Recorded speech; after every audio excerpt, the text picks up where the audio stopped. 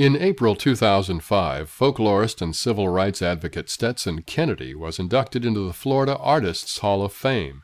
He joins authors Zora Neale Hurston, Ernest Hemingway, Ray Charles, artist Robert Rauschenberg, and a score of others who have contributed to the state's cultural excellence.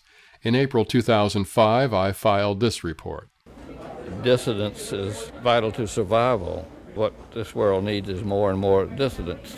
His name is Stetson Kennedy. He's an author and an activist, and he likes to say he's a founding member of Dissidents International. Societies have managed over the eons to create institutions which conspire to discourage dissidents of all sorts, so that there are no self-correcting mechanisms in the society as a result. And instead of change for the better, you get static or decline. Now in his 89th year, a time of life when most people are content to rest and reflect on the past, Kennedy remains active, writing and speaking, an advocate for reform and social change. Newspapers with any sort of bias are apt to say, well, Kennedy is mellowed, the old firebrand is mellowed, and to which I say that my last words will be my most militant. Born in Jacksonville in 1916, Kennedy became interested in the folk culture of Florida at an early age. He studied at the University of Florida and traveled abroad before landing a job collecting and recording folklore and oral history for the WPA Federal Writers Project.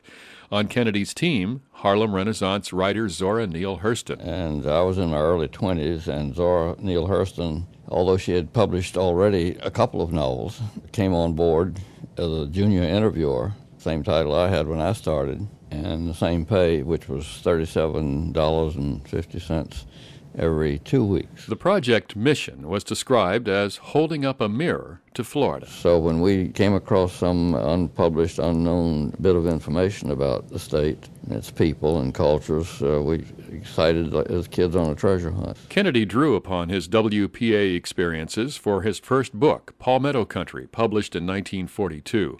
Still in print, it's considered one of the state's definitive folklore resources. Then in the mid-40s, he turned his attention to issues of social inequality. On a 1993 writers' panel, he described how becoming a civil rights crusader put him at odds with friends and family. It was a matter of being internally exiled. And at a very tender age, I recall at table with my family, my sister said, "I do believe you'd rather be with them than with us." And I said, as a matter of fact, I would. And got up from the table, and my family hasn't spoken to me in, it's been 40 or 50 years. Kennedy began investigating the KKK, even attending Klan meetings under the name John Perkins, and sending reports to black newspapers in the North. But he was unable to find a publisher for books like The Klan Unmasked and Jim Crow Guide to the USA until moving to Europe in 1952. The whole time I was overseas, I was doing my damnedest to give up, because I'm a hotfoot, a global hotfoot, as I call it, on the question of race. And these books that I had not been able to get published in America, I found European and worldwide. Some of them went into a dozen different languages. Jean-Paul Sartre in Paris published my Jim Crow Guide. Today, over 40 years later, Kennedy continues speaking and writing with the wisdom gained from a lifetime of reflection on the problems of injustice and civil rights. Stetson finally is getting some of the recognition that he so deserves. Peggy Bulger is director of the American Folklife Center at the Library of Congress in Washington, D.C. He did a lot of work in the past and has continued to be an activist throughout his life.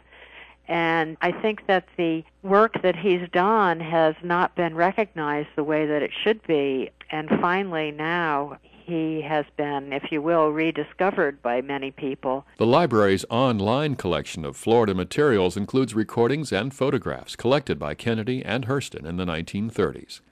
In spring 2005, Kennedy was selected for induction into the Florida Artists Hall of Fame. Secretary of State Glenda Hood. Stetson Kennedy has not only written about and told stories about the real heart and soul of Florida and Floridians, but I believe in many ways that he is the heart and soul of Florida. And we need to make sure that we not only recognize him for his great contributions, but we need to make sure that generations in the future are aware of what he has done.